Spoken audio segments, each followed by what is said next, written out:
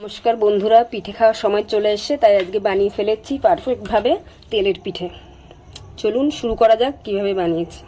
পিঠে বানানোর জন্য প্রথমে ব্যাটারটা তৈরি করব। সেজন্য প্রথমে নিচ্ছি আমি 1.5 কাপ মতন চালের গুঁড়ো,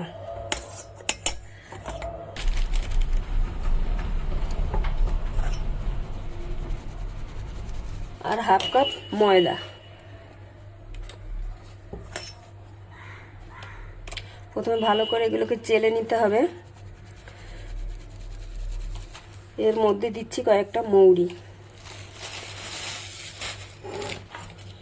এখানে আমি গুড়টাকে জাল করে গলিয়ে রেখেছি। প্রথমে গুড়টা দিয়ে মাখবো। এটা উষ্ণ গরম জল দিয়ে মাখতে হয়। আমি গুড়টা আমার গরম, সেজন্য আমি আর জল দিচ্ছি না। প্রথমে এটা দিয়ে মেখে দেখি, যদি জলের প্রয়োজন হয় তাহলে পরে দেবো।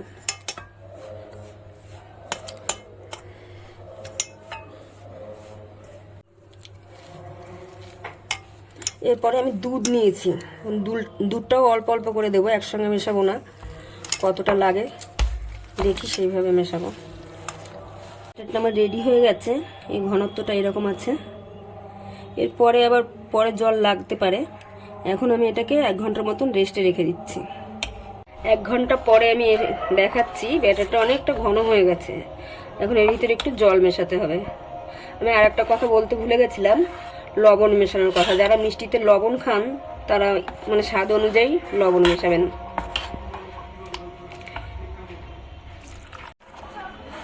এই যে ঘনত্বটা এরকম থাকবে। এই পাটিসাপটা ব্যাটারের চেয়ে এটা একটুখানি ঘন হয়। এবার আমি পিঠেগুলো ভাজবো। আমি তেল গরম করতে দিয়েছি, তেলটা আমার গরম হয়ে গেছে। এখন দেখি এটা কেমন হয়। আমি 1 হাতা ছাড়ছি প্রথমে।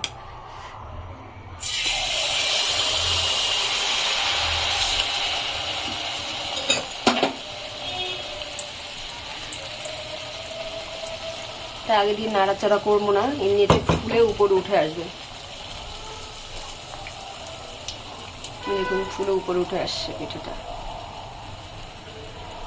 উপরে উঠে আসলে তারপরে এটাকে এভাবে নাড়িয়ে দেবো, উল্টে দেবো।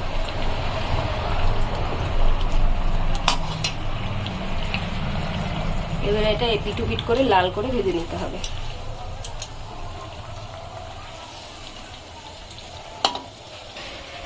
আমি তুলে নিচ্ছি।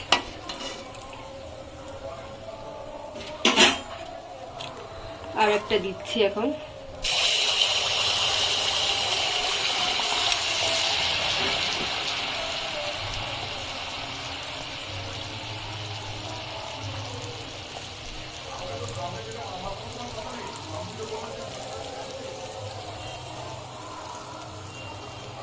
এই দেখুন কি সুন্দর ফুলে উপরে উঠে গেছে।